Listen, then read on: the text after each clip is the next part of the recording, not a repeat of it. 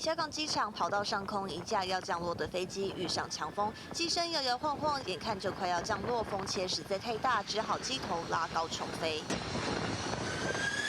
接着第二次要降落的时候，风还是很强，但飞机这次终于顺利落地。惊险的降落过程被目击民众拍下，机上乘客也公开，机舱内的视角直呼是恐怖的经验。确定要重飞之后，乘客仍然不敢松懈，一直到飞机终于落地。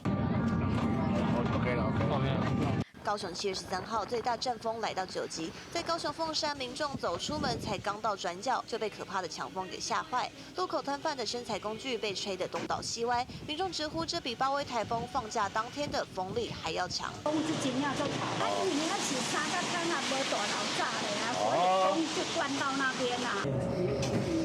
还有3多2路上，银行的扛棒摇摇欲坠。14号林雅区测到最强7级阵风，刮大风，招牌很有可能被吹掉。路过民众抬起头才惊觉头顶上有危险。南部风速强劲，但是为什么会刮大风呢？气象站这么说。目前在台湾的西南方南海上有一个热带低压扰动，而台湾的东侧太平洋海域上有一个副热带高压。这个高低压的配置会增加台湾地区的气压梯度力，而使得吹进台湾的南风和东南风风速增强。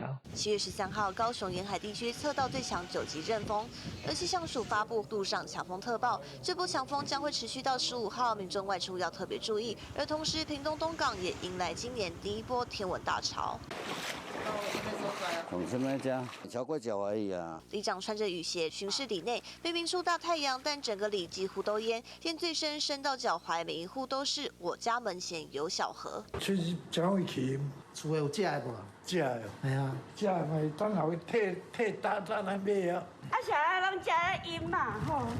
水沟还不断冒水出来，有居民干脆把鞋子脱了，拿在手上涉水通过。今年度第一波年度大潮最高潮位就在7月14号和15号2天。东港的低洼地区从清晨5、6点路面开始积水，7点左右是满潮之后水才会慢慢退去。居民即便已经淹习惯了，出门还是觉得好麻烦。262项车。遮淹甲较严重，淹甲较严重，就是这水闸门啊，这个拢无分潭，顶游甲下游多差要2米悬，伊若拍开。